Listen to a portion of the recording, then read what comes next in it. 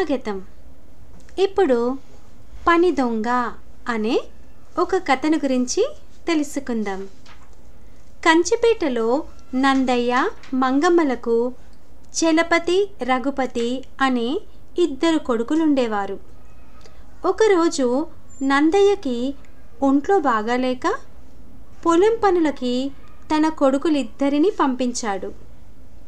ఒకరోజు నందయ్యకి ఒంట్లో బాగాలేక పొలం పనులకి కొడుకును పంపించడం వల్ల పెద్ద కొడుకే వెళ్ళడం ఎందుకని చిన్న కొడుకును కూడా పంపించాడు.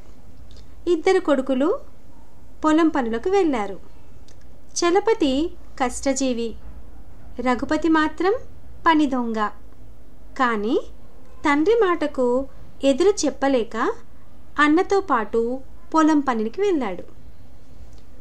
అన్న చలపతి రోజంతా ఎండలో కష్టపడి పనిచేస్తుంటే రఘుపతి పొలం గట్టున చల్లటి నీడలో హాయిగా నిద్రపోయాడు.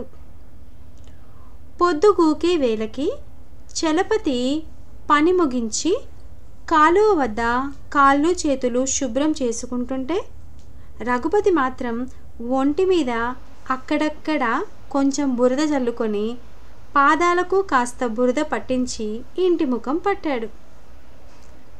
ఒంటిపై బురదతో వచ్చిన రఘుపతిని చూసిన తల్లి మంగమ్మ అన్నని గుర్చి అడిగింది. రఘుపతి ఉదయం నుంచి పొలంలో పనిచేశాను.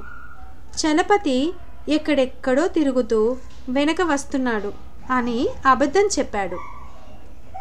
అతని కాళ్లకు ఒంటికి అంటిన బురదని చూసిన మంగమ్మ అతని మాటలను నమ్మింది. పెద్ద కొడుకు ఇంటికి వస్తూనే చీవాట్లు పెట్టింది. ఆ రాత్రి భోజనాలయ్యాక చలపతి గుర్రు పెట్టి నిద్రపోయాడు. రఘుపతి మాత్రం నిద్ర పట్టకుండా అటూ ఇటూ దొర్లసాగాడు. అంతా గమనిస్తున్న నందయ్య రఘుపతితో, చిన్నోడా, అన్న కష్టపడ్డాడు కాబట్టి హాయిగా నిద్రపోతున్నాడు. నువ్వు పని ఎగ్గొట్టి పగలంతా నిద్రపోయి ఉంటావు కాబట్టి ఇప్పుడు నీకు నిద్ర పట్టడం లేదు.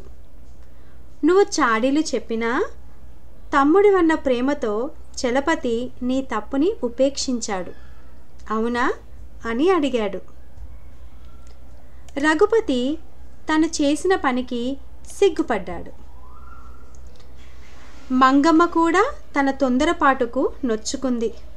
మర్నాడు అన్నతో సమంగా కష్టపడి రఘుపతి తల్లిదండ్రుల అభిమానానికి పాత్రుడయ్యాడు. కథ బాగుంది కదా పిల్లలు? పనిని తప్పించుకొని పని దొంగగా ఎప్పుడూ మారకూడదు. కష్టజీవిలా పనిచేస్తూనే ఉండాలి. ఎవరి మీద చాడీలు చెప్పకూడదు. ఇది ఈ కథల యొక్క నీతి.